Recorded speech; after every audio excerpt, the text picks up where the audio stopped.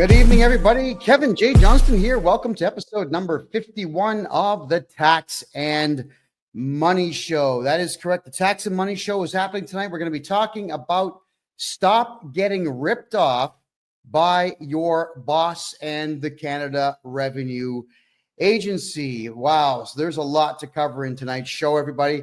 It's been an unbelievable time. I do apologize that we've had a few issues here with the PC not working properly, but I think we solved them all, and we're set to talk for the entire evening on some very serious problems. All right, I'm just going to come right out and say it. We have a serious issue in Canada, not just with the Canada Revenue Agency. We have a serious issue with a severe lack of manliness, a severe lack of masculinity. I'm gonna tell a story. All right, this has been going on for the last little bit now with a client of mine, and this client of mine is guy my age. I'm 53. This client of mine is just about the same age, and he is working for a company that he owns. That is correct. He owns his own business. The guy is a contractor. And as the contractor, he would be looking to purchase items from various locations and sell them to people. So what does that mean? When you're a contractor who installs floors for a living, you're probably going to go to a flooring supply depot. At least anybody who wants to make money would do it that way, because you're certainly not going to just make it up as you go along. You're going to go to the supply depot and you're going to buy what is what's needed. And in some cases, what you will be doing is working closely with the supplier. So let's just say, for argument's sake, I decide to go to Home Depot and buy carpet and then install it in someone's house and mark up the carpet, let's say 20, 30%, and then charge for my labor on that carpet. I'm going to make a couple of bucks. I am not working for Home Depot. If I went to Rona is the other big one in Canada, or Lowe's in the United States, if I went to any of those and bought carpet and installed it, I most certainly I would not be working for either one of those companies either. When you buy something from somebody, you don't work for that company. And if you choose to mark it up, that is entirely on you. You still don't work for the manufacturer of the carpet, and you don't work for the store that you bought it from. That's just how it is. And if, let's say, Home Depot or Aiken Heads or Rona or any of the other guys that are out there were to state that you do work for them, well, they're actually committing fraud, because money is going to be changing hands in some way, shape, or form if someone is lying and saying that you work for them when indeed you don't. What I mean by that is, if, let's just say, everybody watching this show right now, if I were to state that all of you were working for me and I was writing off your earnings as if you were working for me, I've got a tax benefit to that. And I am a liar, and I would be a fraudster, and I should be punished severely by the law if I'm going to be lying to everybody, the government and someone else, stating that you work for me when you really don't. All right, what I mean by that is, if I were to say that any of you watching the show right now worked for me, and I wrote down on my tax return that you worked for me, you're going to get taxed by the CRA, by the Canada Revenue Agency, and I get to write that off. But I'm writing off, it's pretty much a criminal act. And you're going to be paying the price for my insolence in stating that you work for me when you really don't. So whenever you buy something from anybody in Canada, you do not work for that company. You're simply a customer. You could also be known as a contractor. That is fine, but you still don't work for the store. Doesn't matter what you buy. You buy gum, you buy drugs, you buy Coca-Cola, you buy Pepsi, so we don't have preferences. You buy yourself a hamburger. You do not work for the retailer. You're a customer.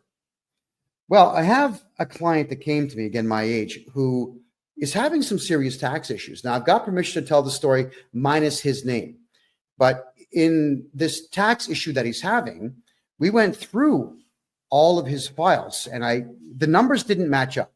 Sometimes when we're doing taxes for people, we can't figure out why numbers don't line up.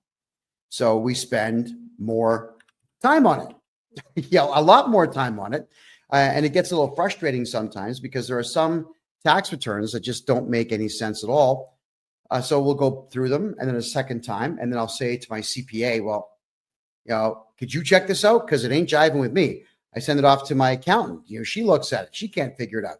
So we have to assume that something is excessively and extremely wrong with that tax return, which is fine. This is what I sign up for. So when I tell you that you're paying a certain price to get your taxes done, I'm not going to up the price because it's harder work.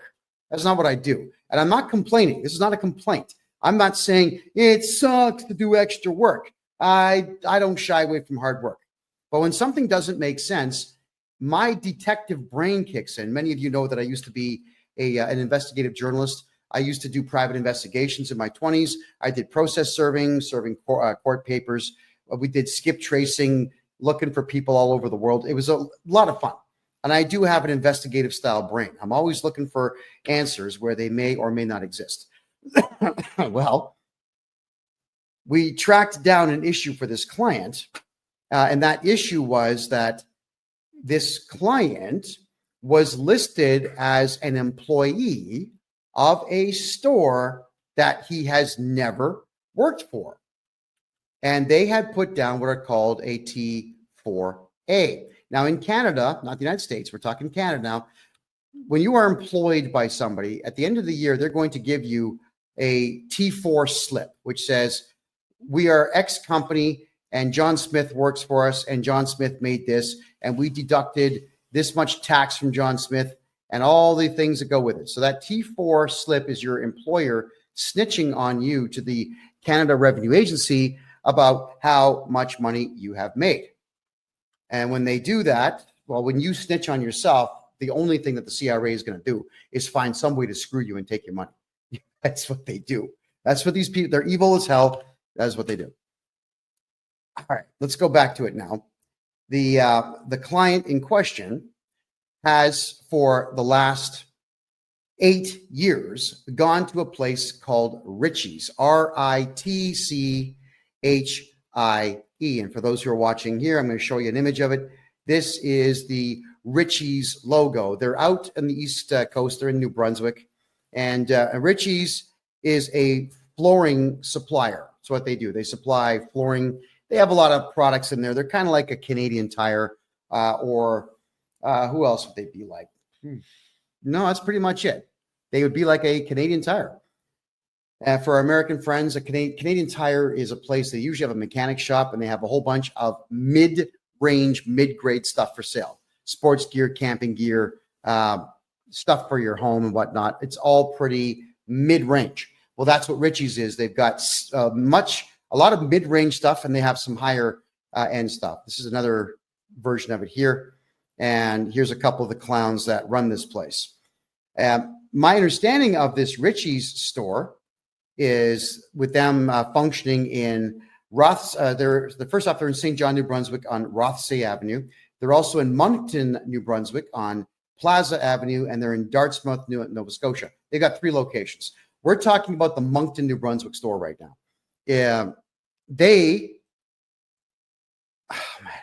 I can't even tell this story and take it seriously, It's just so irritating. So what happened is they got audited 15 years ago. I'm going to back the story up a little bit here. They get audited 15 years ago, and it scared the hell out of them. Strange how this group of millionaires, a couple of brothers, the Ritchie brothers, a couple of brothers who are multimillionaires are afraid of one little old auditor. And this auditor goes through their store and, like a bitch, these guys did everything this auditor told them to do. Show me your records, show me your books, show me your cash, show me your client list, show me your supplier list, show me everything. Everything I want to see, show me. And they did. And they ended up paying a lot of money because they were stupid, didn't get a lawyer. Now, they should have lawyered up for that. They didn't kick the guy out of their store. They didn't have a security guard there to say, buddy, you got to go. They didn't make any phone calls of any kind to anybody. They just completely cooperated with this auditor. Now, here was the problem with what this auditor had done. The auditor told them, oh, you've got guys, contractors that come here and buy stuff from you. And do you sometimes get these contractors to do work for your store? They said, yes. And then the auditor asked if these contractors work independently. Like, do they actually register corporations or register companies and just buy supplies from you and then go out and do the job? They said, yes. Now, the auditor lied at this point. The auditor says, well, if you have any contractors that are buying supplies, you need to put them down on what is called a T4A slip, which in Canada is the same as a T4. And it says that you make commission. So it's your earnings. It's you snitching on yourself, saying that you make commissions. Please tax me on these commissions. But the problem is this CRA auditor told the store to lie and commit fraud so that the Canada Revenue Agency could make more money. So for the last 15 years, this Ritchie's floor supply plate, cowards, absolute cowards, have been putting T4A slips out on all of their customers. Yeah. So if you're a customer of this Ritchie's place in Moncton, New Brunswick, they literally are listing you down as an employee of them on commission sales. So if you ever wonder why, as a purchaser of goods from this Ritchie's chain, why your tax bill is so high, it's because they're lying. It's because they're actually telling the Canada Revenue Agency that you work for them. So I wanted to do my clients' taxes, and I realized, here's something that has to happen. Is I'm going to put forward a series of legal documents when I do this tax return for the guy, stating that there is no T4A. It is completely fraudulent, and we have to file a police report, which I will. And I'm going to tell the Canada Revenue Agency, you cannot allow these T4A slips, which state that my client who's never worked for this store is going to be taxed by this store. Got to cancel them. Cancel the T4As. That's what the store has to do. So I made a polite phone call to this Ritchie's place, and I end up getting the name of Tracy Delahunty. Tracy Delahunty. And I make a phone call, and I'm very, very prim and proper and polite, and I just introduce myself as the tax agent and legal agent for my client. And I explain that we have a slight problem here, that there appears to be a clerical error. I never come out and just accuse people right off the bat. I say, we have a clerical error here. It would appear that you have mistakenly put down my client as an employee of your corporation. And I'm wondering if we could get that corrected, please. Boom. She just starts screaming at me, this chick. I'm not going to repeat all the stuff that she said, aside from the gist of the story, which is, we're not going to do that. We got audited. We're never going to get audited again because of you. We're not going to reverse that. We're not going to cancel the T4As. He works for us. I said, well, I'm afraid you're wrong. Well, it's the government. You have to do what you're told. Now, God knows how many times I've heard that in doing taxes for Canadians. Someone tells me that you have to do something because the CRA is the government and you got to do what the government says. No, you don't. You've got the right to remain silent. Anything you say can and will be used against you to either put you in prison or take your money. So shut up. Stop talking. So I explained, look, that's actually incorrect. And the T4As that you're issuing are, unfortunately, in your case, fraudulent, which opens you up to lawsuits. And when I cancel them with the CRA, you're going to get audited. They're not going to know why it's being canceled. So the first thing to do is they're going to call me to audit my client. I'm going to say, nope, you're not going to audit my client. Not now, not ever. So then they'll go to the store and they'll audit you and you've already cooperated with them before, you believe that you have to, so you're going to go through another audit. And when you've got a store that's equally as big as most Home Depots out there, the auditors will take their time. They'll spend weeks there. They'll cost you time and money and effort and irritation, because it is really irritating to have one of these jerks in your place, in your place of business when you're trying to do business. There's nothing worse than someone asking questions that are completely irrelevant to the task at hand. Now, with me, the task at hand is making money. It's making money. When I'm talking to clients, they're paying me for my time. We get them tax money back. They pay me for my services. I'm making money. My clients are making money. If someone's asking me to do something for them, like, I don't know, fold the laundry or do the dishes or whatever, that don't make money. So the answer is no. Well, occasionally I get phone calls from some branches of the Canadian government wanting to talk to me about my attitude problem.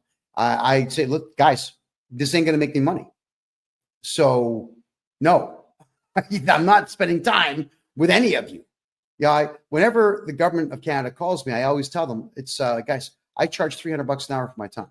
So if you got a Visa or MasterCard, we're going to run that for you now, and then we can have a conversation, to which, of course, they always say no. So we want to make sure when you're a client of mine that you're never dealing with auditors. Well, this store is now going to have to deal with an auditor.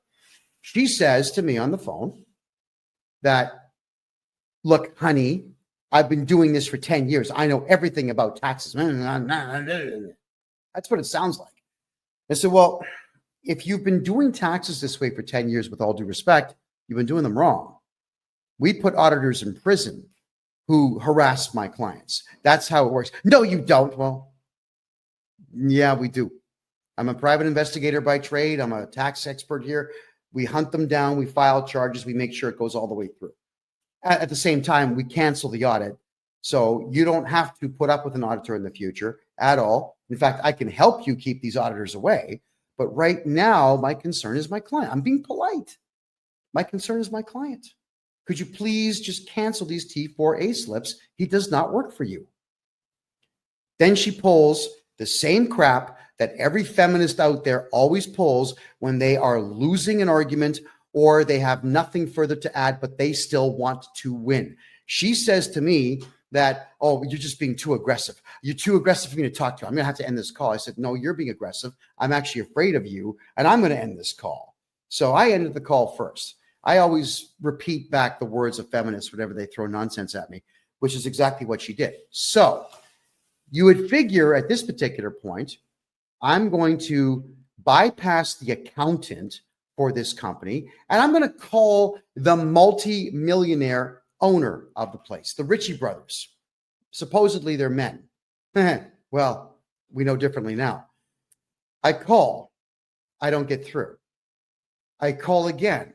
And this secretary guy sounds like a teenager, poor guy. He's caught in the middle. But I could hear one of the Ritchie brothers in the background saying, no, I don't want to talk to him. You get rid of him. I don't want to talk to him. Dude, for real, it's your store. It's your company. Take the phone call. So I have to explain myself to this kid. I'm very polite. I said, please have the owners call me. The owner does not call me. The owner calls, ready for this, my client, to raise his voice to my client, to state that apparently I threatened this woman. Now, I've got it all recorded. I record every call I make, especially when I know I'm calling a potential feminist. All right, I protect myself huge with these things. And said that I threatened her and so on, and that I'm never to call their place again and so on. My client even said, look, don't call me. Kevin's my representative. Call him. But please, if you could, cancel the T4s. They won't do it. They won't do it. So I call back. And as I'm calling back, I'm getting the same runaround. So these millionaire supposed men, and let me put them on the screen for everybody to see. There we go again. These supposed men won't take a phone call from a guy on a phone. Now, it's not like I can shoot them through the phone. It's not like I'm going to stick my hand through the phone and wring their necks. It's just not how it works. All you got to do is just take a phone call and say, hey, hi, what's the beef? How can I help you? How can we help not cause any trouble for ourselves? let's figure this out. That's what men do. But we don't have men in Canada anymore. So instead, they get their lawyer to send me an email. Thinking, all right, so fine. The lawyer sends me an email and there's nothing in the email.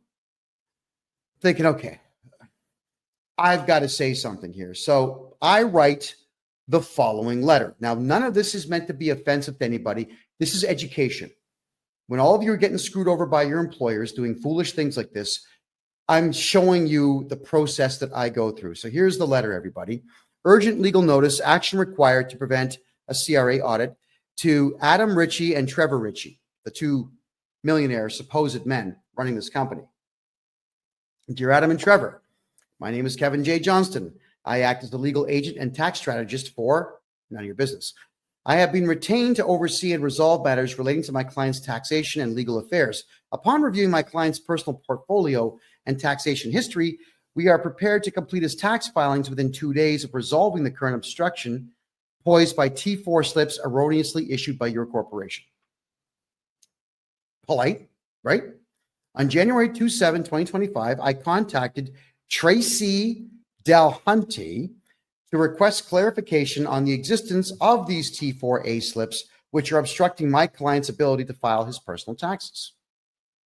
During this conversation, Tracy volunteered unnecessary and inappropriate details regarding the inner workings of your corporation, which she did.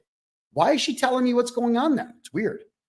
Including past audits and fears of future audits, which she stated influenced her decision-making. She also incorrectly asserted that T4A cancellations were not permissible, demonstrating a fundamental misunderstanding of both bookkeeping and Canadian tax law. True story. Tracy further stated verbatim that it's the government and you have to do what they say. Now, if you've got someone like that working for you, fire them. They're useless.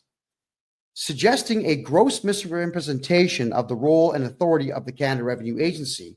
For clarity, I will outline the relevant legal facts regarding the CRA.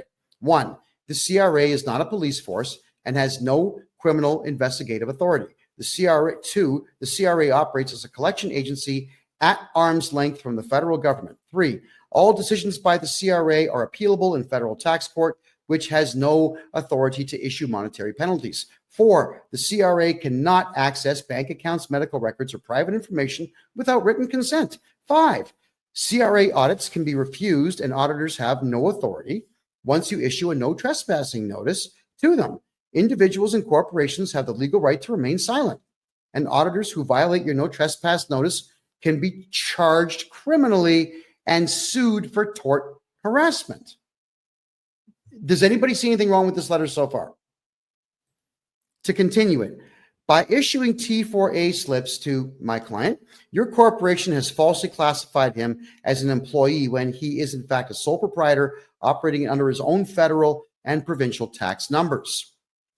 There is no employment agreement, record of employment, or contractual relationship between my client and your corporation that would support the issuance of a T4A tax slip.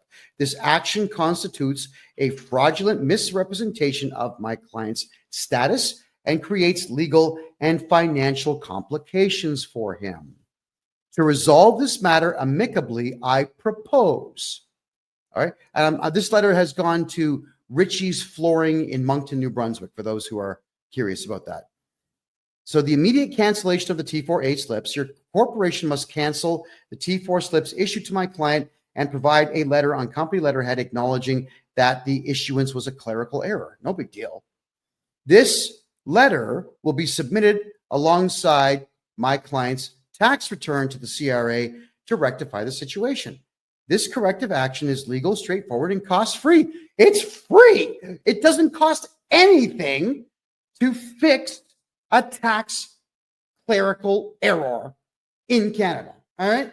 Nothing. Alternative resolution.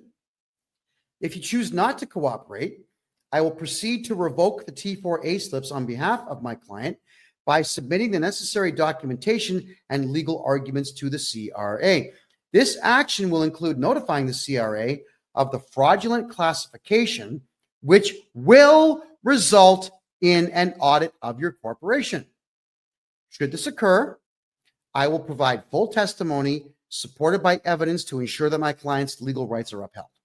Because you got to remember, I don't care about Richie's. They're not my client. I care about my client, the nice man that pays me to do this. Let me be clear. This is not a threat, but a statement of my client's legal rights and my professional responsibilities. Additionally, I must state that Tracy's behavior has been unprofessional and unbecoming of someone in her position. If my client decides to pursue legal action for tort fraud, I have already committed to representing him pro bono, which means free.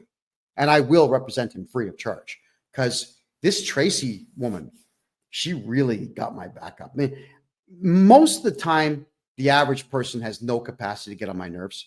But when you've got a hardcore fundamentalist, lunatic, feminist creep who wants to shout out that her 10 years of tax experience cooperating with the CRA somehow outdoes my 40 years of experience not cooperating with the CRA, well, yeah, my back's going to be up. But what got me the most with her conversation with me is when she pulled that crap, "You're too aggressive for me to talk to."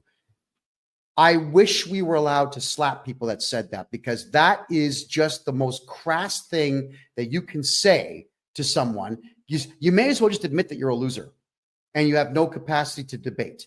Surrender at that point.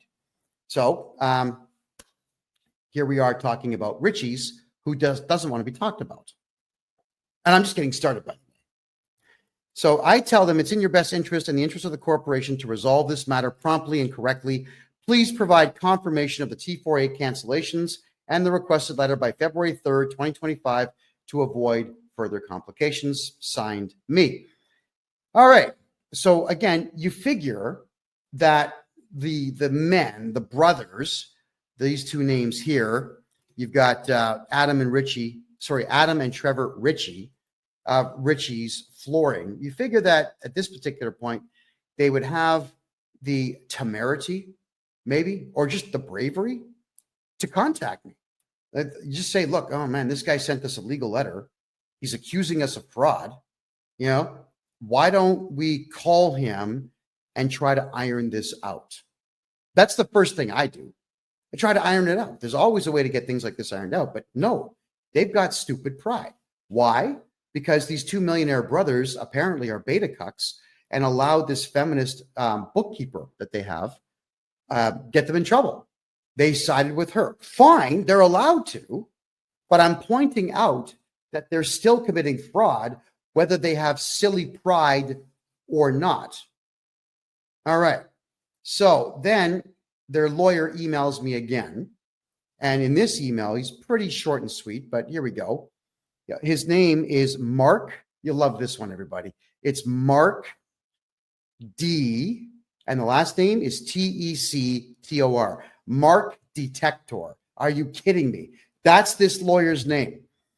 He says, I am legal counsel for Ritchie's, and I have been retained in relation to the above noted matter. That was the letter I sent in.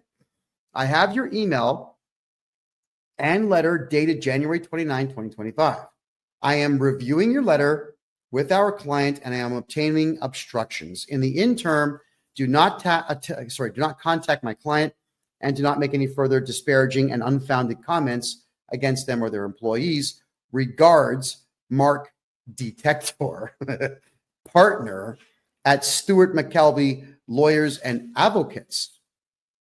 Advocates? I think he spelled that word wrong. I think advocate. Doesn't advocate have a D in it? I think it does. They forgot the D in their logo. The phone number is 902-420-3358. And he's got a cell phone number of 902-402-0101. All of this is going to be on freedomreport.ca afterwards if anybody wants to see it. And it's going to be on my website, KevinJJohnston.me. And you can read all of this nonsense for yourselves. So the lawyer, he does the right thing. He represents his client, and he's telling me that he's representing his client. He's telling me not to contact the client. Now, that is actually proper procedure. When you hire a lawyer or a representative or an agent, the agent is the one who speaks on your behalf. No big deal. That's okay. But to tell me not to make disparaging comments. Are you kidding me? If there's a beta cuck coward fraudster out there, you're all going to know about it. I'm not going to lighten my language and say, yes, we have a couple of males out there who may have made an inadvertent mistake, and they may have pride from old world, and that's impeding their capacity to make the correct decision, and we should forgive them. No, absolutely not. They are beta cuck coward fraudsters who have allowed a fraudster to run their accounting department, and they are defrauding dozens upon dozens upon dozens of hardworking contractors who are just customers. All right. So my reply, dear Mark, I wasn't going to put Mark Detector on this letter. Thank you for your letter acknowledging my legal demand. To clarify, I have no interest in engaging in discussions with your clients.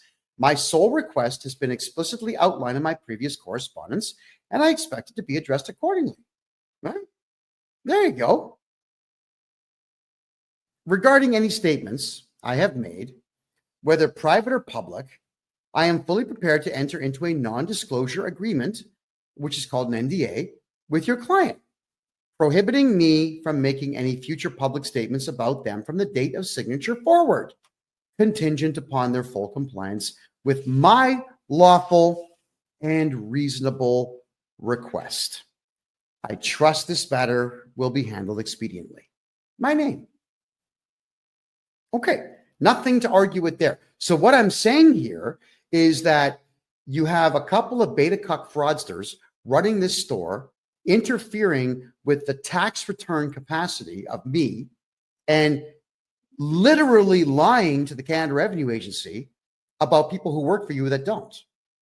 And I'm going to tell the world about it. But had the lawyer read this letter and told his clients, hey, you know what?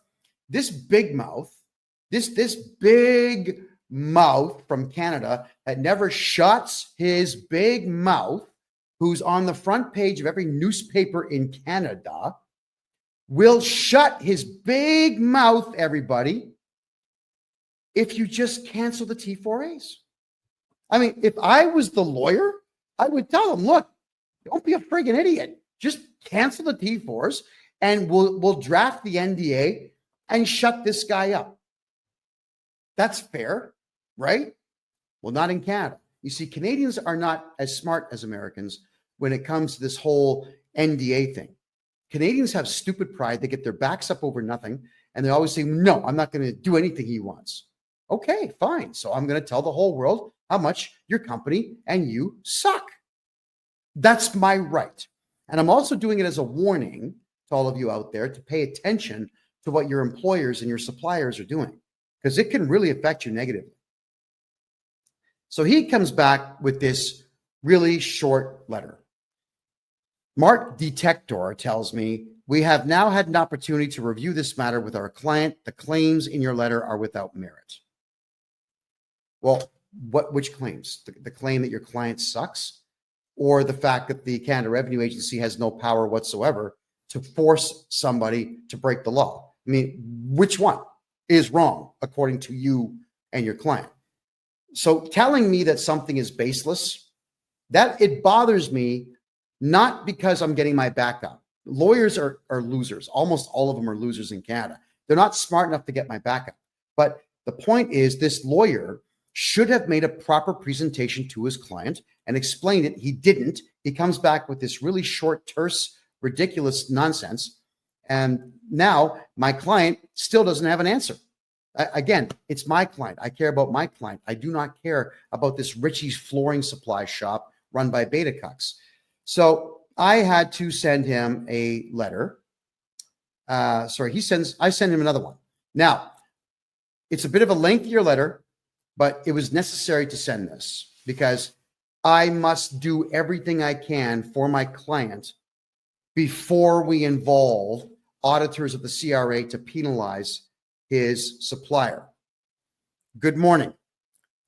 To the lawyer, Mark Detector. Good morning. I'm not entirely sure if you're actually doing your job or just taking money from your client. However, since everything I say has merit and your client is openly refusing to undo the fraudulent reporting that they have done, I will go ahead and trigger an audit against Richie's with the CRA, which is what I'm going to do. It is exactly what I'm going to do. Now, you've never heard me say that I'm going to cooperate with the CRA in any way. I'm going to cooperate with the CRA on this one. At this point, your client is fraudulently laying claim that my client is a staff member so that they can, ready for this, so that they can engage in higher write-offs, which I am calling exactly what it is, tax fraud. I will go ahead and have the T4As canceled without your client's involvement. And as much as I hate the CRA, I guarantee you I will cooperate with them fully to ensure that the audit against your client is extremely fruitful for the CRA. You should pay attention to Proverbs. I wrote an amazing one as I grew up in a country whose main export is cowardice. When you make a decision based on fear, it is 100% wrong 100% of the time. Tell your client, thank you very much for their time, and please wish them the best of luck with the audit that is coming soon. Should your client come to their senses, I won't be doing anything until Thursday of next week. So that's this Thursday, this Thursday, because I have other work to do. I'm not going to give you a deadline of any kind because I know your client is not smart enough to understand what a deadline really means. And thus you can count on this being our last communication unless you would like to talk your client into some sense and have them reverse their fraudulent way of doing business for my client only. All right? I don't care about the rest because they're not my clients. Also, without a court order registered in Bogota, Colombia, and Panama City, Panama, in those regions' proper courts, I will not be keeping my mouth shut. In fact, I plan to use your client as a case study in stupidity and an example as to why, when adults have fear, they fail. Letting you know in advance, I will ignore every Canadian court order that you get. Sincerely, me. Now, lawyers don't like it when you speak like this to them. So what does the lawyer do? He sends me a stupid letter. Here it is. Oh, not this one. It's this one. Please, mark detector again. Please see my earlier emails. Your allegations are without merit. My client reserves its rights in relation to any actions or defamatory statements you may make. First off, that's grammatically incorrect. My client reserves their rights. There you go. Not its, their. Okay, so I don't make defamatory statements. I use funny language to tell the truth. I can come right out and say, Richie's does not do business properly. That's not funny. But the millionaires who run Richie's Flooring Supply in Moncton, New Brunswick in Canada are a couple of beta cuck fraudsters who are absolutely gutless and will not take accountability for their illegal activity, and nor will they even pick up the phone when a gorgeous hunk of man looking like this makes a phone call to them to simply have them spend 5 minutes fixing a problem. My God, these guys at Richie's, this is their store one more time, right? I'm trying to understand how these guys got rich. And then I did some reading into the company, and they didn't do it. The brothers didn't do it. Their father did it. So these rich losers just got daddy's money when he died, and they're going to run this place into the ground because all they're doing is committing fraud. And they have a lawyer who's not doing his job. You know, your lawyer should really give you hell. When you're doing something stupid, it is your lawyer's job to say, look, yeah, I'm representing you, and you're this close to violating the law, so don't do it. Right? He's got to give you hell. Do you know, in Canada, whenever I would say something publicly, I would go to my lawyer and I would ask him, like, look at the script that I want to discuss tonight. Is there any chance that the Canadian government will hit me with a hate speech charge if I say any of this? And if he says there's even a 1% chance, I don't do it. I've got a lawyer on retainer so I can ask these questions and make sure that everything is going to be copacetic. Yeah. And when my lawyer says don't do something, yeah, all right, okay, I'm not going to do it. because I pay him to watch my back in the legal arena. That is his job.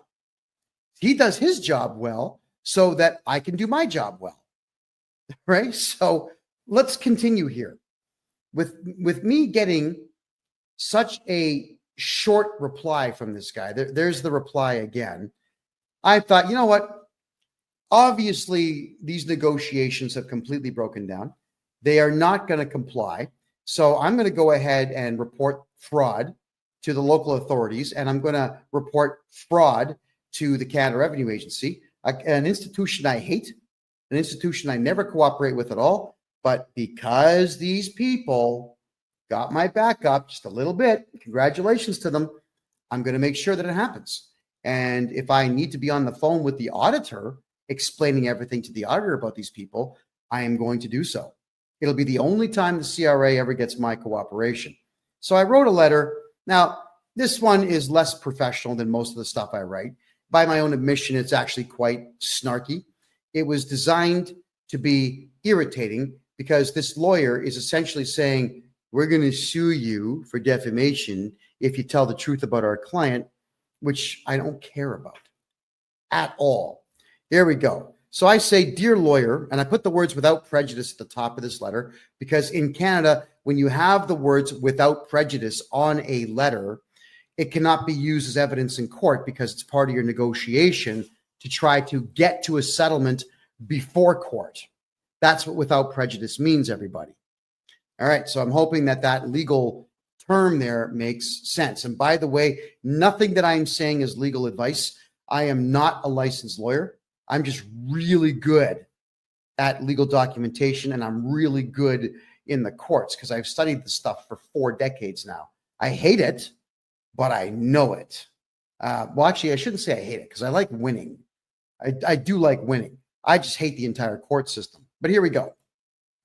Dear lawyer, my allegations are fact. Let your client know that I will be helping others that they are double dipping on fight them in court if they choose to go the route of litigation. I will file a defense on any litigation your client files. I will not settle out of court. Should I lose, I will appeal. This will be as public as I can make it, and it will be very expensive for them. As I have studied law for 40 years, I have no legal fees. I'll be representing myself. Not true for your client. Side note, pride goeth before our fall. This woman that Richie Boys hired is really going to destroy them. Let them know that they should not act on her feelings because I won't be letting this one go.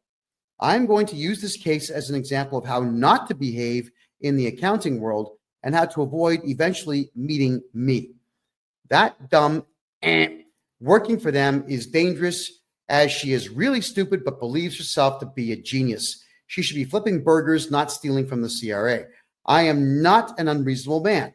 So this stupid shit ends upon cancellation of the illegally claimed T4As and possibly T5 forms for my client and my client only. When this is done, simply email me with Richie canceled in the subject line, and I will never need to communicate with you again.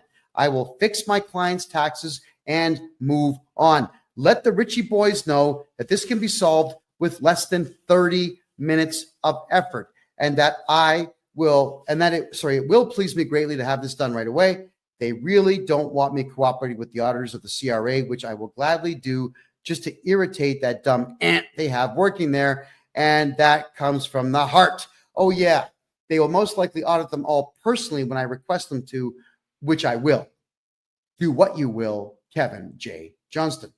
So these Richie's people, really, they need to grow some balls. They need to grow some sense. They need to gain a little bit of business acumen. And if you ever want to keep yourself out of lawsuits, Canada, you got to think like an American. I know all of you are saying, I hate America. Why? Why? Americans know how to do business. This type of thing would not come up in an American company. I've dealt with American companies thousands of times. And whenever issues like this pop up saying, listen, we got a problem. You're committing fraud and we're going to report you to the IRS. Like, whoa, wait a second. What's the problem?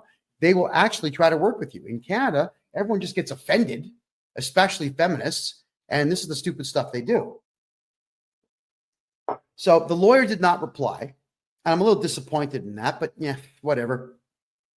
We did my client's tax returns as if he did not have a T4A form ever filed for him. And I am declaring in an affidavit, using all the legal knowledge that I have, to tell the Canada Revenue Agency that this stupid store, Richie's Flooring, is committing tax fraud. Now, here's the fraud, all right? Let's go back to the beginning of this story, where they got audited 15 years ago, and the auditor told them, if someone is buying supplies from you and they're a contractor, put them on a T4A.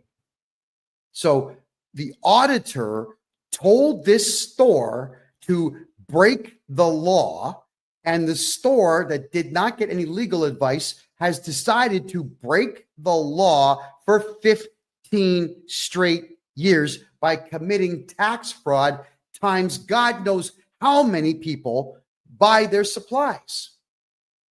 Think about that. If I tell you to shoot somebody in the head and you do it, you go for murder 1, possibly murder 2. I go for solicitation of a crime and possibly accessory and possibly murder 2 as well. Don't think for a second that because someone else tells you to commit a crime that you're going to be absolved of it just by saying, I don't know. He told me to do it. Do you think really that's a defense in court? You're out of your friggin' mind if you think you're going to get away with using that as your defense. Not only are they breaking the law, but they are proud that they are doing it, and they are getting a lawyer now to assist them in breaking the law. So this lawyer that they're utilizing needs to go back to school, I think, because the next step for me is to start filing complaints with the Law Society of the province of New Brunswick to explain that this guy is giving them really bad advice and did nothing to solve this problem. Well, if anybody out there would like to call Richie's, let's bring the information up right now. I'm going to share the screen right now. Here it is, everybody. So I know you won't see it on, hold on, where are we there? No, wait, there we go. Boom. Let me just turn this off for you. So there's Richie's. They are in New Brunswick. Let me zoom in a little bit for you here. That's the store right there. Richie's Flooring Warehouse, 19 Plaza Boulevard, Moncton, New Brunswick. Okay, everybody out there who's watching on TikTok. Oh, sorry, guys. Is the audio better now? Is that a bit better for you? So everybody watching on TikTok, could you please put the phone number I'm going to dictate right now to you? 506 857 0400. All right. 506 857 0400. I'd like all of you to ask for Tracy Delahunty and ask her why she insists on committing fraud. Okay? Ask her. Don't be rude. Don't swear. Don't do any of this, but I need all of you to record these calls because stores that do this type of thing to people are evil. It is evil to do this, but we don't have to be evil. We just have to play the game the right way. So I'd like to ask you all, give her a call, Tracy Delahunty. Tracy Delahunty. Give her a call at that phone number and ask her to cancel T4A forms for everybody who is a contractor because it's illegal for them to double dip. Now, what do I mean by double dipping? Let me tell you right now. You see, these contractors in Canada, they're going to write an invoice. They'll write an invoice to this store for, let's say, $10,000 for services rendered. And then this invoice is also going to have the goods and services tax on it, which I think is 15% in that province. And the store will pay them and they'll be able to write off that expense. It's a contractor expense. It's a contractual staff expense. But what they're also doing is using the T4A slip to write that off as well. So they get to write off the same guy's stuff twice Well, the guy who wrote the invoice is no longer able to use all the expenses he has to lower the amount of money that he's making on a job from this company. Think about that. So the store is double dipping, which means that the individual contractors get completely screwed on their taxes. Completely and totally screwed. So I need everyone to give them a phone call and ask them if they could please stop defrauding their contractors, and again, record the call. And if anybody gets anything interesting out of these people, because they like to talk, they will probably share information with you. Could everybody who's going to do this call, here's what's going to happen, okay? Either the funniest one that you record or the one that gets the most information. I'll play that one on the next show as a follow-up to this show, and you're going to get $100 of my own money. I'll send you $100 of my own money for being the winner, the one that gets the best stuff done. Now, I don't mean prank them. I don't mean phone them up and flush a toilet. That's dumb. What I mean is, when I say funny, is get them to react in a certain way where they're actually divulging information to you that they shouldn't be divulging. Because everybody on the East Coast of Canada, it's not that they're really, really, really, really nice people. It's that they're just, in some cases, really dumb, and in many cases, drunk. There's a lot of alcohol abuse on the east side of the country. So these folks here are not going to be thinking all that clearly when they do this. Now, whilst we are reviewing this, don't call the lawyer yet. I don't want that done yet. But if this lawyer is going to be extremely unreasonable, I will deputize everybody here next week and then have you call this lawyer and record those calls. Because the only thing I want, the only thing I've asked these people for is to cancel the T4A slip so that I can do my client's taxes legally, properly, efficiently, and today. Right? Now, I'm going to do my client's taxes anyway. I'm not waiting for these people. I will do them anyway, and I'll be putting forward the letter to the Canada Revenue Agency explaining that this place is committing tax fraud, and the CRA, they'll be all over it. And when they call me asking, would you like to bear witness? Would you like to assist us? Yeah, I would. I absolutely would. I'd like to also encourage people, if you could, please. And this is just a personal thing right now. And I'm going to be taking questions very shortly, everybody. So save your questions for about 15 minutes from now. But I don't have very many pet peeves. I really don't care what people do. It's none of my business. But something that I cannot stand is bad manners when bad manners are not necessary. You don't need to be flipping off at the gums rudely for no purpose whatsoever. You don't need to be walking around with your head held high saying, I know everything, so I'm going to give you a difficult time because I think I'm a genius. That pretentious belittling of people it's vile. It's extremely vile. And it is something that during my journalism days, I would not say a word about it except for continuing to put the microphone in people's faces during interviewing them. Because the more angry they got and the ruder they got, the funnier it was on YouTube and Rumble and all the other websites out there. It was good content for me to upset someone by just asking questions. But you see, I'm not a journalist anymore. And there's absolutely no reward whatsoever for me tolerating bad manners. And I won't. So if you're rude in my condo or my office or my car, I'm going to turf you. Just get out. We're done.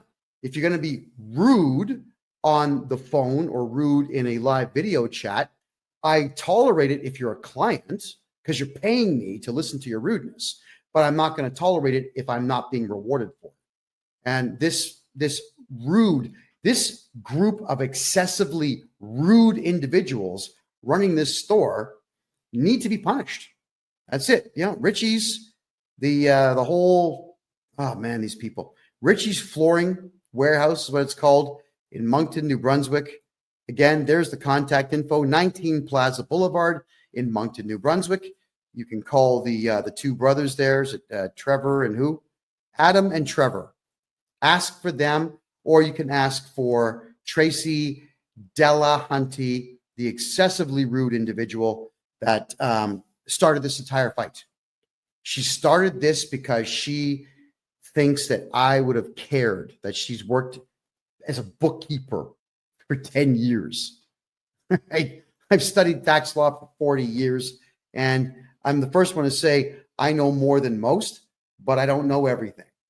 And anybody who says they know everything is an arrogant jerk, and just dust them, get them out of your life. Now, I'm going to, I know on TikTok and over here on Kick, you're not going to see this, but I'm going to explain it to you while I'm doing it. I'm going to share another screen now. And this here is me showing you just how easy it is for this store to have complied with me in the first place. Like, they're about to cost themselves a lot of money on this. Wow. Okay. This is someone called Lone Wolf. It's a tax community that they discuss a lot of things, tax and money. And I come to this one not necessarily as a resource, but I come in here a lot just to see what updates that they make, because these guys tend to aggregate everything from around the web.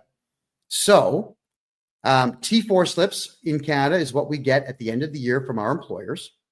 The T4 slip will say how much money we've made. It'll tell the CRA, the Canada Revenue Agency, how much Canada Pension Plan was deducted, how much employment insurance was deducted, federal and provincial taxes, and any and all bonuses that were paid. It snitches everything on you. And the T4A is the same thing, except you don't really have a salary. It's more commissions, or I guess odd jobs that you're doing for the same company, where they want you to pay tax on what you've made.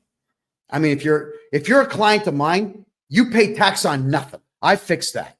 But I'm just telling you what these forms are for the sake of education here. So now let's go to this form here, and it says to amend, cancel, or replace a T4 slip in Canada.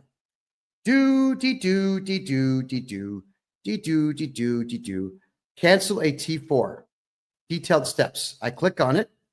So if you're preparing a T4 and you have any tax software at all that interfaces directly with the Canada Revenue Agency, you go to the top right corner where it says amend. You can click on the original, amended, or you can cancel it. You use this mouse and you cancel it. That's it. And then look at that, everyone. It'll actually say canceled on the T4. That's not even 5 minutes. That's 30 seconds. That's all it takes to cancel a T4 or a T4A. And I cannot believe that these crazy fools over at Richie's Flooring want to commit fraud and tell me how difficult it's going to be for them to cancel these T4As that they are illegally imposing upon people who don't even work for them. There's this merry band of losers. I really hope that this cost them customers. Thanks, Joseph, for the hat. I appreciate that. I hope this cost them a lot of customers, because you just can't do this. All right. Maybe what we should do is talk freely now about one of the many reasons why I left Canada. For my American friends watching this show, I'm a Canadian citizen, born in Toronto, raised right next door in the city of Mississauga, which back in the 80s was a phenomenal place, and I wouldn't give you $5 for the entire city now. It's a dump. It is a dump. All right. I left Canada because you really cannot get anything going in Canada. It's very difficult to do business there. The taxes are out of control, unless you know me. The other problem, though, is Canadian arrogance. It's unprecedented everywhere in the world except for one other country out there, and that would be France. French people and Canadian people are arrogant to the nines. They think they know everything, and they act like they do, and they cannot wait to tell you how offensive they find you. You know, that doesn't make money. It's like Canadians are afraid to make money. Yeah. I swallow my pride when there's money on the table. Yeah. When I'm not sure you guys ever saw that show. It's called Hardcore Pawn. It was that guy Les with the slick back. He's bald here. He's got slick back hair. Him and his son and his daughter run a pawn shop. I think the place is probably closed now. But in Detroit, cameras would follow crazy people going into this pawn shop, and it's just nuts the way people would behave. But this guy, Les, I loved him on the show because he always told the truth. Hey, I see money on the table. You've got my interest. I want to make a deal. And I'm the same way. There's money on the table. I want to make a deal. Oh, what's that? You're asking me to fix a clerical error so that I don't have to spend $30,000 on a lawyer? Sir, have a seat. Let me get you a cup of coffee and let's fix this clerical error. And we get it fixed. And we shake hands. And I walk him out the front door politely. Why do I want to get my back up? If I'm going to get my back up, I'm not going to make money. Right? But if I keep calm and cool and collected, I will make money. Now, one thing that Canadians suck at more than anybody in the world is customer service. Customer service is absolutely the biggest key thing. I got an incredible speech from Rob Ford. Rob Ford is the former mayor of Toronto, the big guy that he had drug problems. I mean, he admitted to smoking crack because, like, physically his body was very ill. And his maniac brother, Doug Ford, is now the premier of the province of Ontario. But Rob Ford, he gave me a big speech about customer service. And he understood it well. And the way he explained it to me was it was genius. He handed me a business card. He says, I'm the mayor of Toronto. Here's my home phone number. Okay, thank you. People would call him wanting to get something done. So he would go through every message. He had a Rolodex. He showed me all this. He had a Rolodex where he would put everybody's name in and write down the problem. He would call the appropriate people, send the city staff member out to get it fixed. He would call the person back and say, did the pothole get filled? Did your fence post get replaced? Is the electricity back on? This is what this guy would do. That's customer service. And he's a politician teaching the world about how important customer service is. It is important. Return emails, even if you don't have an answer. Make phone calls, even if you don't have an answer. Return faxes, return letters, return whatever it takes. With me, I go through my client list, and even if I don't have the job done, I just call my client and let them know, listen, we had a delay because I'm looking for some information. We put a request in for it. We're not going to have it till Thursday of next week. I'll be picking up your file Friday of next week. Is that okay? Just people want to know that everything's going to be okay. And if you are a good customer service person who actually cares about their customers, you're going to do just fine. Serve that shit out of your clients. Serve the hell out of them, because if you don't serve your customers, someone else will. The Americans get into business to make money. They are there. They're pounding the pavement. They want to make cash. With Americans, it's a complete revolution of goods. Get the goods in the store, get the goods on the shelf, put the sale price on, get them out the door, make the money, replace everything tomorrow. Canadians are, and the boxes are here. I'll do it tomorrow. Some customers in the store right now. But that's the way Canadians are. And when you're like that, you're going to lose. Just like this Richie's place is losing. And I'm going to make sure that they lose a lot, because that feminist stunt that was pulled on me, that really got inside. I don't dig that one bit. You're too aggressive for me to talk to you. Don't ever say that to me. That is the wrongest thing to say when we are in the middle of exchanging information, and all I'm asking for is for you to do one thing that's free, that will alleviate you of stress and me of stress. Just freaking do it. Don't argue with me. Because here I am telling the whole world how horrible this Richie's flooring place really is. And I'm using them as an example for all Canadians out there to understand that you cannot let people like this walk all over you. You can't. So contractors, if you're a contractor in Canada and you do any contract work at all, nobody legally can give you a T4 slip or a T4A slip saying that you work for them when you do not work for them. So if you need to, you sue them. Sue them. It's tort fraud. All right. You can ask for money for that. You can ask for additional money called punitive damages to punish them. And you can even say, Your Honor, I'd like you to charge this person with fraud. Now, you probably won't get that one, but you'll get some money. So you got to pay attention to what's going on out there, everyone. No matter what, because we are in really awful economic times, especially in Canada, because the world is a mess, because most countries in the Western world have got massive amounts of unfettered immigration, bringing in the worst of the worst from around the world who have completely destroyed our culture and our way of life and so on. I get it. Everybody's stressed out. But instead of rising to the occasion, everyone's just fighting with each other. I'm not going to fight anyone. I'm not fighting tax people out there. I'm going to compete with them by offering a better product than they do and by fighting for the rights of my client base. Just like this store should have got their lawyer to say, hey, CRA, you cannot instruct us to break the law, and we are not going to lose any customers for you. So get lost. You can say these things. You've all heard me on the phone many times talking to auditors and various employees of the Canada Revenue Agency, telling them, like, guys, you got no power. We're not going to cooperate. Don't go to my client's place. You're going to get charged. We can say these things. But Canadians don't do that. Everybody in Canada would rather live in fear than just do that one little bit of work to make sure that you're not going to be screwed over. And that is to scrutinize everything and then call the perpetrator out who's harming you. Got to do it. No one's going to do it for you. Nobody.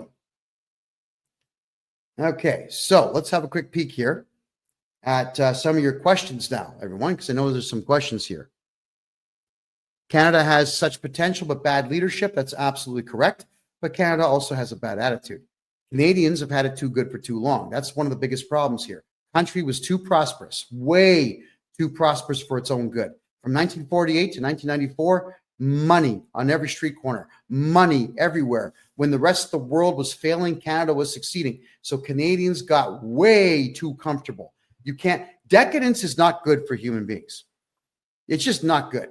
So I'm hoping that we never get to a point where we have nothing but leisure time, because human beings become worthless with leisure time.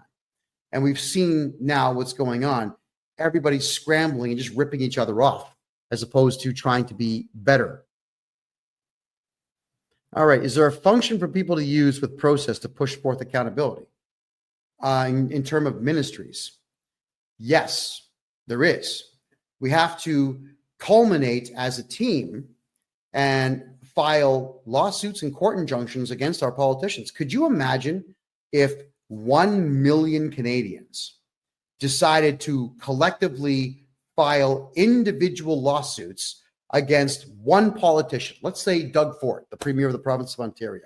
If we had, there's 14.5 million people in Ontario, the province itself. What if 1 million, not even 10% of the population, filed a lawsuit against the guy individually? You'd bankrupt him just in the defenses. He'd have to spend over $100 million just filing defenses plus the legal fees. He'd be bankrupt. You could take his house, take his car, take his money. Yeah, we can do these things. There's a way to go to any courthouse anywhere in Canada and file criminal charges against these people. It's called laying up private information. Why do we not do these things as a society? No one's going to do it for you. So stand up, get off the couch, go get it done. Go do these things. Absolutely, we can. All right, I'm going to have a quick peek here at some of your questions. Okay.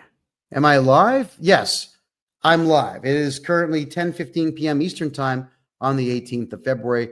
Thank you so much for asking. I see some questions here now in the Rumble room. Boris N65, you just ordered a 60-minute call. Excellent, Boris. You should be able to log into Calendly and pick your date and your time. So we'll be talking soon, I'm sure. We got there. Real MGTOW. Kevin, have you guys been able to clear up your tax backup? Yeah. I mean, our tax backup is, we'll call it under control. We have a backup of, say, 2 weeks, but that's standard during tax season for any accounting company. We developed a brand new software package that's going to blow your mind, everybody. Imagine this. Well, actually, let's just work with the real numbers. No, so I'm going to do this for everybody right now. Let's do this right now. I'm going to bring up the income tax calculator. This is a website called Wealth Simple. I'm not even sure what they do, but it's a handy little toy to play with. All right. I know that you're not going to see it on TikTok or on Kick, but I will state what it is that I'm doing here. So let's turn this off. If you have a look here in the province of Ontario, if you make $100,000 a year, the federal tax is $14,000. The provincial tax is $6,986.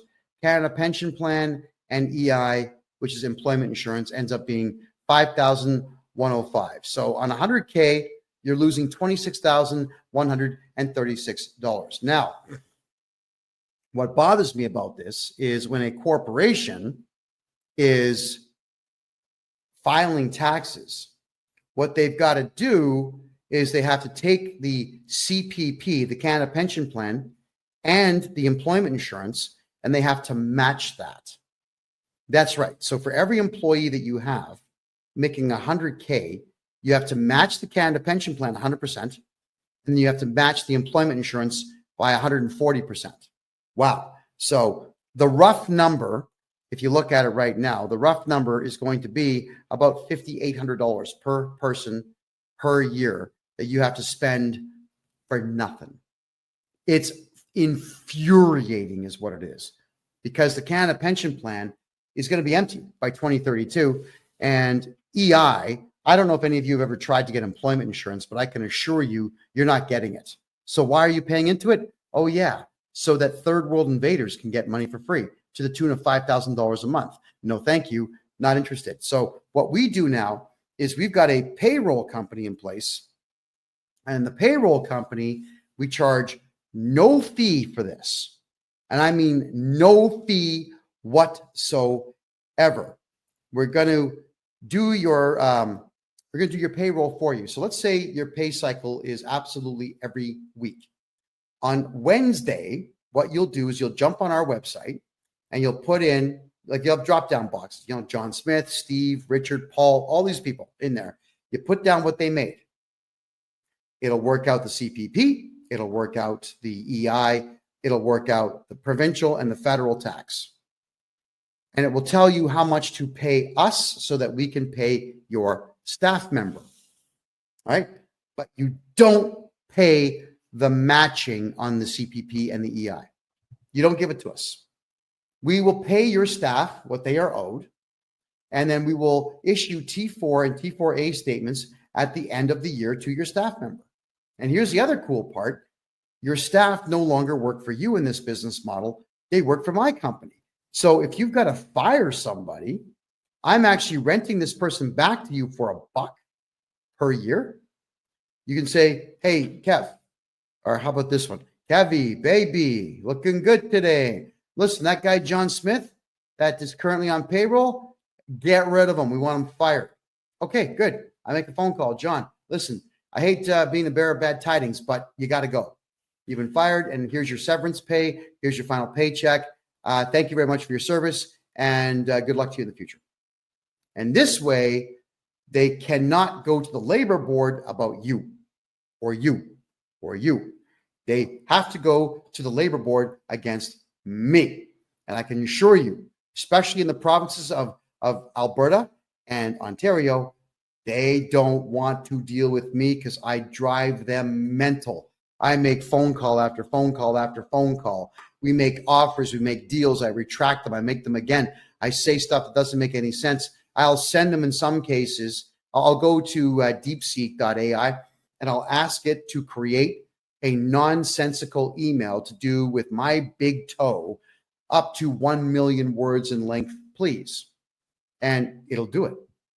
So I copy this 1 million word story about my big toe, which I'm sure is really not that interesting to read, and I'll copy and paste that in there. Now, and then I'll do it a second time.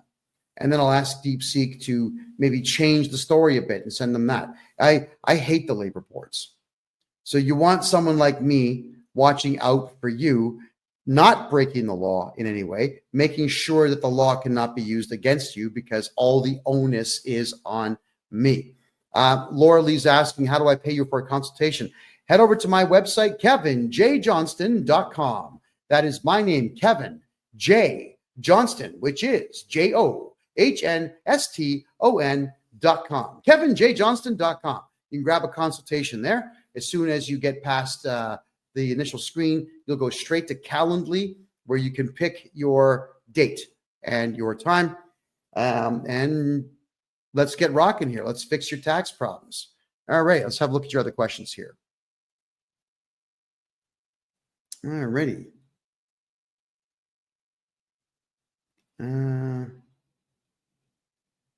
All right, guys, I don't really want to get into politics. All right, so for everyone who's asking me about politics, I'm staying out of it. I did my last political show on the first Tuesday of 2025.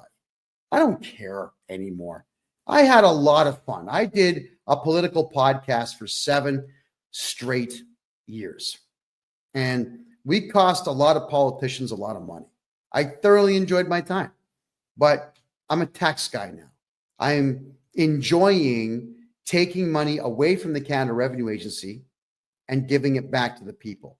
So don't call me Robin Hood because I don't look good in tights. Just call me, I don't know, call me a hate-filled maniac for hire, because I am, when it comes to these CRA people, I am a maniac.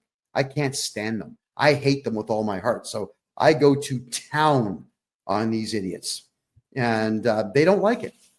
And they typically back down because they have absolutely nothing that they can do to stop me from doing what I do best, and that's irritating people.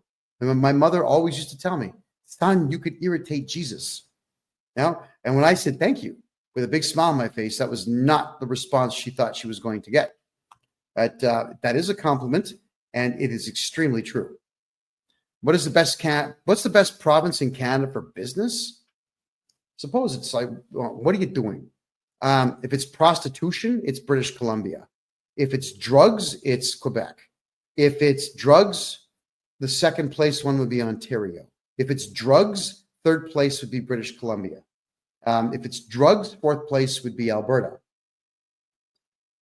But if you're looking for which province has an economy that's growing, the only one is the province of Alberta in Canada.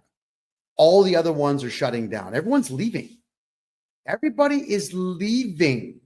Yeah. I do taxes for people in Quebec. And Quebec is unlike every other province in the country that works on admiralty law. Quebec works on civic law.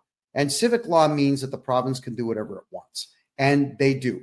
They do whatever they want, which means the province of Quebec has their own provincial taxes, which are ridiculously high in comparison to the rest of the country. And they've got such ridiculous rules about property tax and whatnot that nobody in Quebec is making money. So everyone's leaving. They're all going to Alberta. But if you're in Quebec and you want to do business in Quebec, what I would recommend is you contact me. I'll open up a numbered corporation or 2 or 3 for you in Ontario. You can still do business in Quebec, but just make sure that all your invoicing goes through the Ontario corporation. You don't want the province of Quebec being involved in your business. Filing a provincial tax return in Quebec is really stupid because they will not leave you alone. Not ever. They are ridiculous individuals. Am I still active in opening offshore accounts in Panama to protect people's money? Si, oui, Absolutely. Of course I am. I adore doing it. We've opened bank accounts now for well over 100 people, and they're all doing quite well. They're all quite happy with it. The answer is yes. All right. What do you do if CRA launched assisted compliance programs for a 2022 farm loss? I don't know what the assisted compliance program is, but what I can say is if you're running a farm, you should be losing money on paper. And that is what I do best. I make sure you lose money on paper. Your farm should lose money for 10 straight years on paper. So if anybody out there is on a farm or owns a farm and you want to get all your tax money back on that farm for the last 10 years, get a hold of this guy right here. Okay. That is what I do. Am I in Toronto? Hell no. I was born in Toronto. I was raised right next door in Mississauga, but I despise Toronto. I don't like the roads. I don't like the architecture. Anything after 1960, I can't stand the architecture. I mean, the left wing nut jobs destroyed that place. And look at the mayor that you've got in there now. Olivia Chow is a Chinese communist, essentially a spy for communist China. And when I saw her dancing almost completely naked in some feather outfit to show the world how sensitive she is to the far left politics, I'm thinking, yeah, Canada, the only thing that's going to save you is revolution. A violent overthrow of your government is the only thing that'll save it. When you've got that type of trash in charge of the biggest city in the country. And when I say biggest, I mean biggest by a lot. It is more than double the size of Montreal, which is the next biggest city. Double the size. You can't have trash like that being the face of your city. But Canadians, you voted for her, and you're not throwing her out. So for me, the odds of me stepping foot inside of the city of Toronto again are zero. Zero. Unless, I know it's a joke, but I'm kind of partially serious. Unless some Kazakhstani terrorists showed up and said, hey, we got this nuclear weapon here. Here's the key. The battery still works. Would you like it? I say, well, sure. Just make sure that you can ship it to Front Street in Toronto, right? Beautiful. And I would clack it. I'd set the timer for 3 hours. I'd leave town. I know exactly what hill I would go to watch the mushroom cloud go up and just smile. I don't even smoke, but I'd crack out a stogie and I would just watch. I hate Toronto. I loved it as a kid. It was an incredible place in the 80s, even up to the early 90s. Now, it's just a dump. It is a dump. It doesn't matter that it's got big screen TVs everywhere. What does that matter? All it's doing is selling you stuff that you don't need. It's not like there's jobs in Toronto. It's not like it's a place you invest and make money. The condo market is completely dead in that place. Nobody can afford housing, and the taxes are the highest in the country by a lot when it comes to anything to do with the home. Food prices are 5 times the price they were in 1988 in Toronto. Why would you want to be there? You know, Panama City, I'm in Panama City, the capital of Panama. The subway system here is better than Toronto, faster than Toronto, cleaner than Toronto, and it's only 35 cents to jump on the train. 35 cents a ride. Tap your credit card, walk through the gate, get on the train.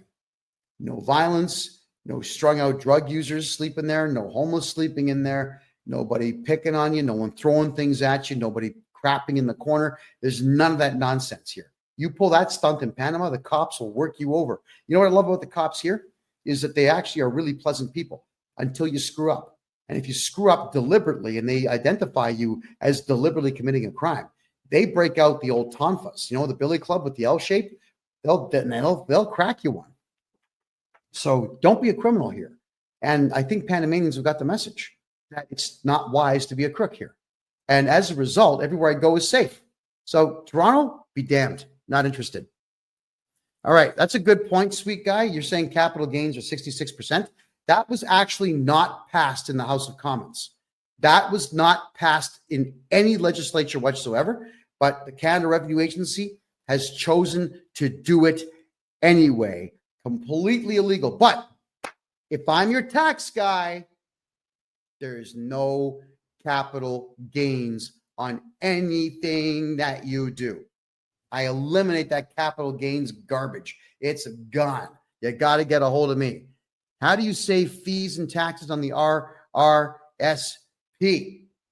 I'm your tax guy. If I'm your tax guy, gone. I'm not going to tell you my secret because I'm the one that invented it, but it's legal. You want your RRSP taxes gone? Call me. What they're talking about there, folks, it's called the Registered Retirement Savings Plan.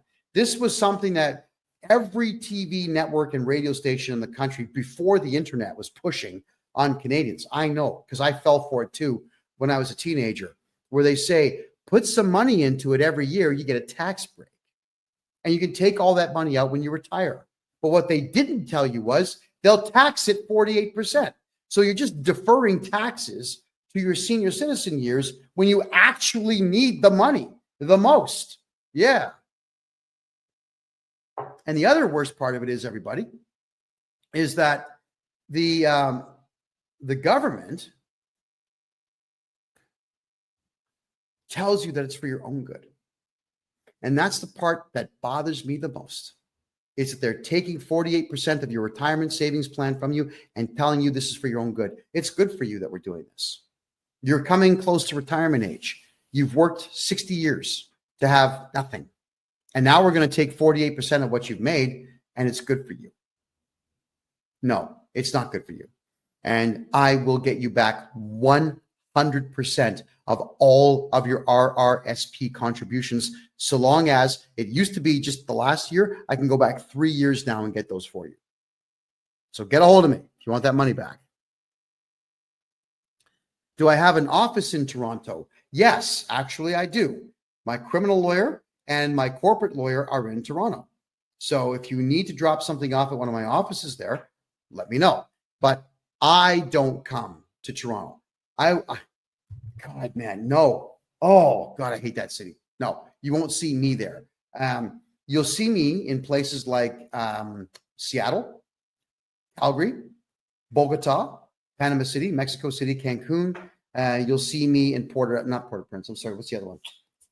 The capital. Oh, Nassau, the capital of the Bahamas. You'll even see me in Trinidad and Tobago. You'll see me in all these places because there's money in the cities I've just mentioned. But Toronto, nope.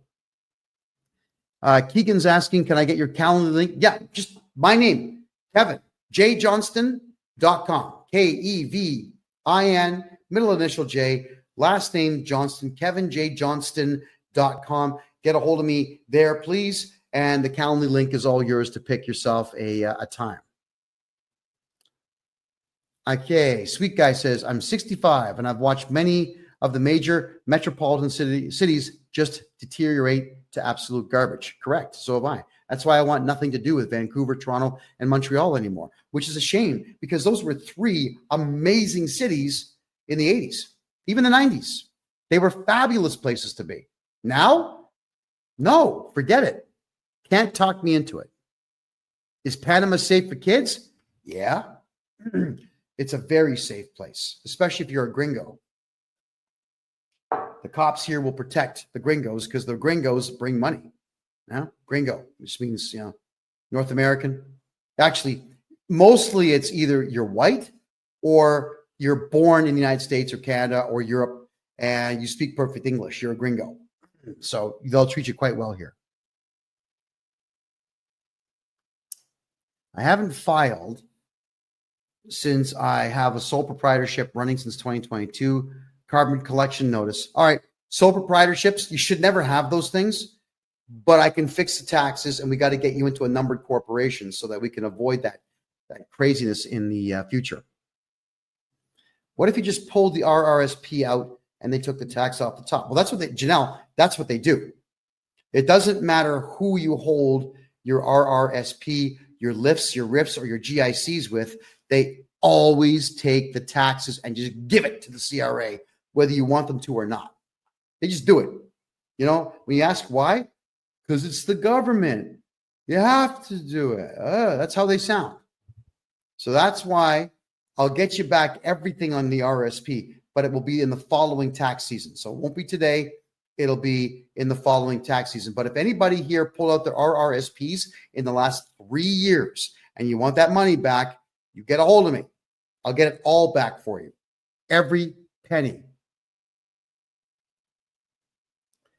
If I cash in Bitcoin, do I have to pay capital gains on money I got by mining? Okay, Dale, the whole point of crypto is that nobody knows you have it. There is no way for the CRA to know how much money you have in the bank and how much crypto you have, how many gold bars or silver bars or platinum bars or palladium bars that you have, or even how many houses that you own until you shoot your mouth off and tell them. So, Dale, if you've got crypto and you're making money in the mining game or the staking game, shh, say nothing. It's your money. Don't give it to them. However, Dale, you can use a crypto loss as a capital loss and do a huge write-off on that. That's when you can talk about crypto. And if they say, well, where's the money now? I don't know. Some guy named Muhammad stole it, right? So talk to me about that sometime. What would my charges against the bank be called for? Giving all my money to the CRA? Theft, fraud, conspiracy. There's one more. Theft over 5,000 and fraud over 5,000. Those are big ones. So yes, and I'm going to be teaching all of this. I'm going to have a course on this a little bit later this, or in March, I'm sorry, about how to file criminal charges. How does my company work? Quite well. I don't understand the question. Could you please rephrase that? Okay, Keegan, if you're having an issue with the Calendly link, then I'd like you to immediately please go to the contact form on my website, the KevinJJohnston.me website. Just give me the invoice number. I'll take care of it. I'll get you the link right after the show. All right. So thank you, Keegan. I do appreciate that. Why is Trudeau still talking crap? Because he can, and because he knows that no Canadians are going to do anything about it. That's why. Okay, Keegan. Yeah, you definitely got to get a hold of me, Keegan. Please do that. In fact, everybody write this down for Keegan so he can email me. It's freedomreport.ca@gmail.com. Email me right now with all your contact info, Keegan, and your phone number. I'm going to call you right after the show. Are Panamanians nice to Canadian people? Yeah. Oh, yeah, they certainly are. I was having a good laugh today with a friend of mine. We had this gorgeous waitress today. We had chicken wings that were like this big. It was awesome. And I just said to her through the Google Translator, "You're gorgeous and I want to marry you." So she just types back saying, "Okay, but you got to get me a ring right now." So, I'm searching my pockets looking for a ring, and she's laughing, we're laughing the whole bit, and she's going to be cooking me dinner this coming Saturday. So, the ladies here are fabulous. People here talk to each other. People here have a good time. It is remarkable how easy it is just to strike up a conversation with somebody. Mostly through Translator. I've got these really wicked earbuds now that I stick in. I give them one, and it translates in real time. Yeah, it's like the Babel fish from the Bible. It's amazing. People in Panama are awesome, guys. You'd love it down here. I love it down here. Okay, Clap. If you're talking about the banks breaching fiduciary duties and breach of trust, that's not a crime. That's civil. You can sue them for that. So you certainly can do so. And you should. What should I do? The bank account has been frozen by the CRA for the last 3 months. Mr. Fix-It, I have to redo your taxes for the last 10 years, get your tax balance to zero for you, and they have no choice but to unlock the account. That's the only way. You can appeal and fight in court, but it's ridiculous. Let me just redo your taxes. Get her done. There we go. And KD, you're saying pay your debt? Why? That's rude. Why? Okay, let's cover that for a second here, everybody. You all know that I used to be a journalist. And you all know that I've been to 3 major war zones during my journalism period. You all know that I went to the Myanmarian war zone and I went into Bangladesh. I had to go with armed soldiers. We had to carry machine guns, knives, grenades. I went into a war zone so dangerous that the soldiers told me through a translator that if you see 4 or fewer attackers, throw the grenade at them. 5 or more, hold it to your head and let it go off, because if they catch you, they will cut everything off of you and feed it to you. That's how gross these terror groups were. And the Canadian government is funding all that nonsense. As gross as it is, I'll just tell you the truth here, because I, to this day, cannot get the images out of my head. 2018 is when I was in that war zone. That's 7 years ago. 7 years ago, and I still remember all the dead bodies that I saw in the fields. Dead children, dead women, dead babies, slaughtered with knives that the Canadian government's paying for with CRA's money. Don't you ever come on my channel and tell someone to pay their CRA debt. Don't ever do that again. You're gone if you do. Do not pay the CRA anything. The Canada Revenue Agency right now is going out of its way to make sure that terror groups around the world have more than enough money to slaughter innocent people everywhere. I'm the only one that went to that war zone. The only one. There was not a single journalist that went to the Myanmarian war zone. They're not brave enough to do it. I was there. I saw this. I filmed this stuff. There was a court order put on me by the Canadian government saying that I could not release that footage. Well, guess what? I brought that footage with me here to Panama, and there's nothing stopping me from releasing it. In fact, I'm testifying against the Canadian government in Bogota, Colombia this September, and we're going to play all that footage. I'm not going to watch it. Look at this. Look at this. When you see that stuff, it never leaves. And I know that my country of origin is the one paying for death all over Asia and all over Africa and all over the Middle East. Don't ever tell anyone to pay their Canada Revenue Agency debt. I'm telling all of you, do not pay the Canada Revenue Agency. It's not like it's going to Canadians. It's going into the hands of killers and pedophiles and terror groups all over the world.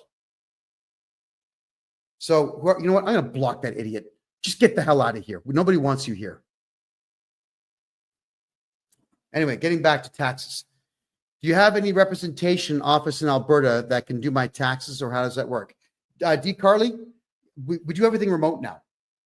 You know, there's absolutely no reason whatsoever to have these huge brick and mortar places. Yeah, we have offices, but our offices are small. You know, they're like garages, you know, maybe 400 square foot places. They have enough room for desks, chairs, filing cabinets, and 2 or 3 people to work in them. Everything that we do is on screens. I've got the laptop here. I've got the phone here. I've got a second phone here. I've got a third phone over here. And I've got 2 monitors on a wall in front of me here where I can see everybody at the same time. Like, we're all connected all day long. We don't need it. And it's really, really, really efficient for me that way, because I don't have to be in Canada, a place you all know that I couldn't wait to leave. So I just can't stand the politics there. With me being in Panama, I am calm, I'm cool, I'm collected, I'm healthy, better diet. Look how clean my skin is just by eating food that there's no drugs in my system at all. I don't need all kinds of makeup and whatnot to keep this expression going. It's a matter of good food. I'm just healthy. My blood pressure is perfect. My blood counts are perfect. Yeah, I'm happy all the time. Why would I want to be there? I'm going to do everything remote. So get a hold of me on the website and we'll take care of all your taxes there. My CPA is in Ontario. My lawyers are in Ontario. Some of my team are in Vancouver and some of my team are in Alberta. We don't need to all be in the same place at the same time. It would be nice, but it's completely unnecessary. What does it cost for you to write a letter to the CRA? There's a couple different price points on that. It's either $350, $500, or $950, depending on the complexity of the case. So get a hold of me if you want that done. All right. Let me just check the Facebook chat rooms here. All right. What do I think of Vancouver? What, the city? That would be an all-day thing. I'm not going to bother answering that one. just let you know that I'm extremely disappointed in its downfall. It's not worth going to at all. Alrighty. Question. As you know, I just finished getting out of a bankruptcy. Does my bankruptcy guy have to file my taxes this year since he finalized it all? No. And if the bankruptcy wasn't huge, like millions of dollars or hundreds of thousands of dollars, we could actually reverse the bankruptcy. Bankruptcies are not the first choice. They're always the last choice. There's so many ways to win with taxes and debt that bankruptcy should always be the absolute last thing, because it is a nuisance to get through. But anyone can do your taxes afterwards. Hopefully, I'm going to be your tax guy. Okay, here's a good point. I asked Grok on X if I have to, but and it says no, but my bankruptcy guy says they have to. I signed their document that says they would do it. Okay. Every trustee and bankruptcy professional in Canada is a lying loser. Stay away from them. They don't work for you. They work for the CRA. So it's a bad idea for anybody to get involved with these people. Just don't do it. And as for consumer proposals, bad idea. Why? Because it doesn't improve your credit rating, and you still owe the money. The idea of doing something like this is not to owe money. But in a consumer proposal, you still owe the money. You're still stressed out. No, you don't do consumer proposals at all. They're a scam. They're a total scam. Absolutely total scam. What is the Smith maneuver? Something that doesn't work as well as you think it does. And that would be an extremely elongated thing to talk about here. It's not something that I can answer, even in the last 10 minutes that we have here. Do I do living trusts? Yes. Here's the way that we do it. On the low level here, you have numbered corporations. Corporation A owns your house, holding company. Corporation B has all your funding in it. Corporation C, cars and property. Corporation D, do business in that corporation. And all those corporations should be held under this one here, which is going to be your umbrella corporation. And then the umbrella corporation is owned by the family trust. So it has to filter down. And when you build a family trust, start with the corporations at the bottom, then move them into the umbrella corp. Then we move everything into the family trust. You can do it the opposite way, but it's a lot more work. There's far too much prep work to get that done. It's better to just do it piece by piece by piece. All right. What should you do besides a consumer proposal? Well, if it's taxes, hire me and I'll get your tax bill to zero. If it's credit cards, we can always negotiate a better price for them. Or if it's credit cards, knowing that you can't do prison time, and if you don't care about the credit card ever being useful again, you can simply just walk away from it if you like. There's nothing stopping you from doing so. Consumer proposals means that your credit cards will no longer work, your lines of credit are no longer accessible, and you still owe the money. It's positively worthless to do one. The trustees get paid by the government when you do a consumer proposal. So stay the hell away from those people. They're crooks. Do you have courses or classes we can take to learn how to set up and run corporations if we wanted to do business that way? Petra, yes. Starting March, the last Wednesday of every March at 8 p.m.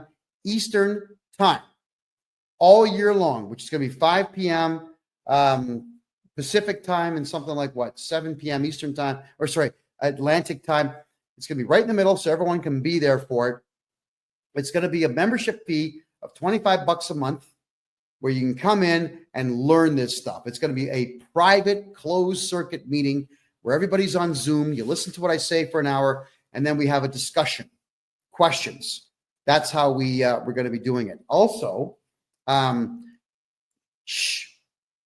we're looking into the law right now. Right? I've got a meeting at the lottery head office, the Lotteria office here in Panama, to find out if it's legal for me to give away money to Canadians and Americans from Panama. We think it is, and the 3 people I've spoken to at the Lottery Corporation here in Panama say it is, but we got to make sure.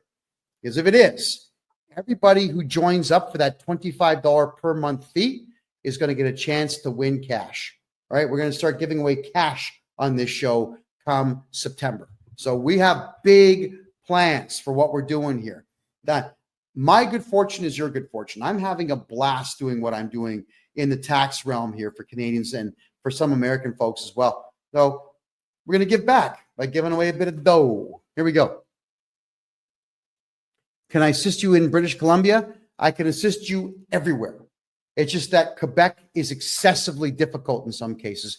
There are some things in Quebec I can't fix because Quebec is a messed up place. But everywhere else, 100% yes. Am I able to set up a trust for crypto assets and capital gains? Yes, but you still should not be talking about crypto anyway. If you've got it, shh. So long as you shh forever, they don't know you have it. And if they call you and say, well, we're going to audit you, you call me and I get rid of the auditor and I ban them from communicating with you ever again. And if they do communicate with you, we charge them criminally. Just if you have crypto and gold and silver and stocks and bonds and debentures, and if you've got dividends coming in from investments all over the world, just shut up about them. Stop talking about what you have and you're going to be fine. All right. Keep it. It's yours. The CRA didn't earn it. You did. All righty. Next. All right. So Petra, yeah, you'd love Panama. This place is absolutely remarkable. I'm excessively happy here. D. Carly says, my wife received CERB in 2019, didn't do our taxes for 4 years. Now we've got huge penalties. Okay, D. Carly, I'll just redo your taxes for those 4 years. The reason that they put penalties on is because you didn't do your taxes, and they know that if they just guess and throw a big number at you, that's going to be your incentive to get your taxes done. So let me do your taxes and I'll get your tax bill to zero because that's what I do. If we need to cash out crypto, what do we do with it? Take the money and run. Shh, quiet. Don't say a word. How do you think the CRA is going to know you cashed out crypto? Do you think that they are looking at everybody's crypto accounts? Do you think that the Canada Revenue Agency even understands what crypto is and how it works? They're idiots. They hired 30,000 diversity, equity, and inclusion losers from crappy third world countries with intelligence quotients of less than 75. These people know nothing. Keep your crypto and keep quiet about it. Okay, just checking here. Thank you. How soon could you set up a consultation with me? Right now. Just go in and buy one right now. And Calendly will kick in and tell you what dates I've got available. My name, KevinJJohnston.com. There you go. Bobster, even if the exchanges tell the CRA about it, if I'm your tax guy, they're not going to do anything about it. Now, I know how to get rid of all this capital gains nonsense out there on crypto, houses, on gold, on even collector cars or modern art or whatever it is you're buying. If there's going to be a capital gain on there, I'm getting rid of it for you. The CRA can't stop me from doing what I'm doing because it's all legal what I do. All I'm doing is using their own rules to defeat them. And they don't like that because they throw all these clauses of the Excise Tax Act that they're relying on. So I throw back 3 times the number, all of them that suit me. You know, too bad. So sad. I need to hire you permanently for my personal taxes. How do I get in touch? Bobster, my personal website. Yeah, don't communicate with me on social media, please. I don't have time. But I've got a video that's just about to break 400,000 views on TikTok. And this video has something crazy like 950 comments on it. At least it did this morning when I checked it out. I haven't read a single comment. I don't even know what's there. I don't have time to go through social media. So hit me on my website, please, KevinJJohnston.me. That one's got the contact form for you, and you can simply communicate with me there. I'll get back to you as quickly as I possibly can. If I buy my house, am I going to have to pay capital gains? Not if I'm your tax guy. Absolutely not. There's no such thing as capital gains if this guy is your tax guy. Alrighty. And we're down to our last 4 minutes here, everybody. So I'll take a couple of more quick questions here, and then we'll draw our conclusions for the night and part ways for another week.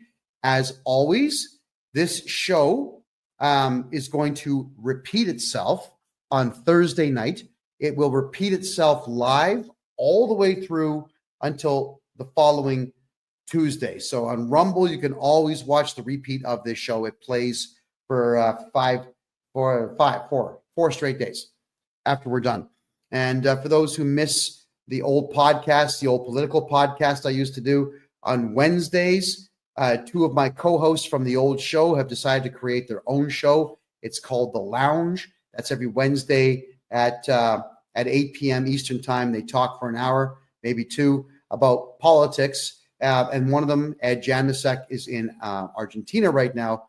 And he told me that I would need to deliberately blind myself before I go because the women are so beautiful that you might walk in front of a bus not paying attention.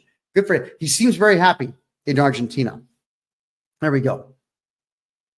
All righty. Thank you, Keegan. I appreciate that. D. Carly says, we've done our taxes and now we're paying a $35,000 bill to the CRA. Can I help? Yes. I'll get rid of it. I'll get rid of that tax debt. It's not even a debt. It's just a number they made up. Right? That's the thing with the CRA. They just make stuff up. Assessments and reassessments. It's a guess. It's a wild guess. They don't know what you owe. They just lie to you. It's all that they do. All right, everyone. We're going to draw our conclusions here. We're down to our last 2.5 minutes. In Canada, everything that you put on a tax return is voluntary. It's completely voluntary. The only mandatory thing that you have to do in Canada, and even that is only a suggestion, is you fill out a tax return. If you don't know your numbers, fine. Put your name and social insurance number at the top, sign the bottom, don't put any numbers on it, and mail it in. And now you have met your legal obligations. The CRA will assess it, but then you contact me and we can appeal it, and then we can do your taxes. All right? We want to make sure that each and every one of you knows your rights.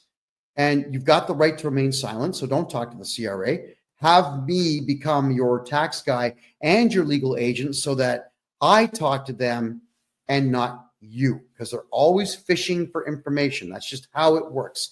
The CRA knows nothing about you until you tell them. Because like I said earlier, they've got a bunch of morons working for them. They are not intelligent people at all.